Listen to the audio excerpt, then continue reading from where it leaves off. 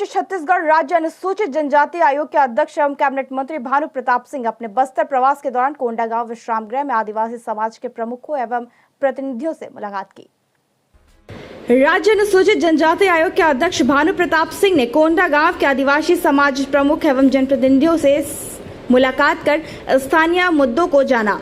इस दौरान कोंडागांव के फर्जी जाति प्रमाण पत्र को लेकर कहा कि पटवारी, तहसीलदार और एसडीएम द्वारा फर्जी प्रमाण पत्र बनाए जा रहे हैं।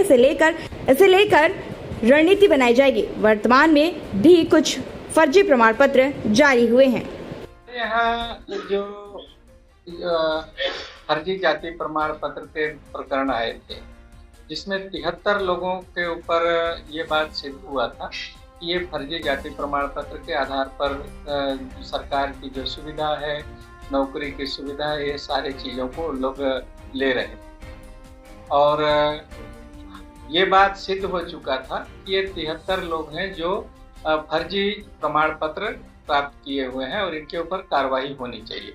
छानबीन समिति ने भी इस बात को सिद्ध कर दिया और उसके आधार पर उस समय रहते सरकार को इस पर कार्रवाई कर देना चाहिए।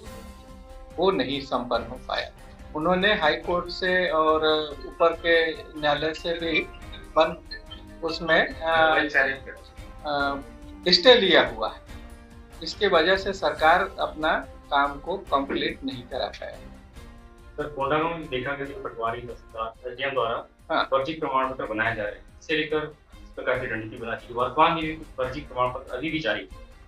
जाति प्रमाण पत्र जी, ये आपके माध्यम से ही मेरे पास संज्ञान में आया है। अगर ऐसा अगर कोई बात है तो मैं बिल्कुल संज्ञान में लूँगा, आयोग संज्ञान में लेगा। और अगर कोई समाचार आपने पहले भी लगाया हुआ, हो सकता है हमारे ध्यान में नहीं आया है, लेकिन आपने अवगत कराया है, तो मैं बिल्कुल पूछूंगा कि ये पिछले कितने दिनों की बातें हैं। ये हाल फिलहाल मैं 2-3 महीने पीछे का 2-3 महीने पीछे का मैं पूछ लेता हूँ कि कितना जाति प्रमाण पत्र जारी हुए हैं और किनके जारी हुए हैं, तो उसमें स्पष्ट हो जाएगा कि किनके हुए हैं और मैं छानबीन भी करा लूंगा। अगर आपकी शंका है कि फर्जी जाति प्रमाण पत्र जारी हुआ है तो बिल्कुल छानबीन में करा दूंगा। तो आज आपका कोंडागांव प्रवास है, किस प्रकार की रणनीति लेकर समाज क्या? मेरा दंतेवाड़ा जाने का कार्यक्रम था। दंतेवाड़ा में कल हमारी वहाँ पर समीक्षा बैठक है और भ्रमण का कार्यक्रम है। और इस बीच में रास्ते में कोंडागांव पड़ता है, क्योंकि ये 5वीं अनुसूचित क्षेत्र है और रायपुर से दंतेवाड़ा की दूरी और इस बीच में कई ऐसे गांव और कस्बे हैं जो आदिवासी बाहुल हैं। तो यहाँ के समाज प्रमुख लोगों से बैठ करके उनके बहुत सी समस्याओं पर मैंने चर्चा भी किया है, शिक्षा पर, स्वास्थ्य पर और भूमि संबंधी जो विवाद हैं। जिला कलेक्टर से भी मेरी फोन पर बातचीत हुई है और मैंने उनको अवगत करा दिया है। जो मामले मेरे पास आए हैं, मैं चाहता था कि यहीं पर उनका त्वरित निराकरण हो जाए, लेकिन संभव नहीं हो पाया। इसलिए उन प्रकरणों का मैं पंजीबद्ध में अपने यहाँ आयोग में करूँगा और विधिवत उसकी सुनवाई करके उनका निराकरण करेंगे। ये भी कुछ पहले, इससे पहले आपको एक आवेदन आया होगा। हमारे आदिवासी समाज के कुछ लोगों को, गैर आदिवासी समाज जमीनी मामले में बेदखली का नोटिस भी जारी हुआ। मैं उसी पे बात किया जिला कलेक्टर से। मैंने उसमें कोई संज्ञान नहीं लिया गया। मेरी जानकारी में तो अभी आया है ये बात। और मैंने बात किया जिला कलेक्टर से, तो उनका कहना है कि यहाँ पर बंदोबस्त का कार्य कंप्लीट नहीं हुआ है। अब प्रदेश सरकार को उन्होंने चिट्ठी लिखा है कि यहाँ के जो जमीन है उनका सीमांकन, उसका बंदोबस्त का कार्य को संपन्न कराया जाए, ताकि उसमें जो विवाद की स्थिति निर्मित हो रही वो उस पर रोक लग सके। और अभी जो बात मेरे संज्ञान में आया है तो मैं अपने यहाँ पंजीबद्ध कर रहा हूँ। और अगर बंदोबस्त की प्रक्रिया पूर्ण नहीं हुई थी तो खरीद बिक्री में जो दस्तावेज सबमिट किए गए होंगे, चौहद्दी है, उसका जमीन का नकल है, वो सारे चीज़ों को मैं अपने यहाँ मंगाऊंगा और उसको छानबीन करेंगे।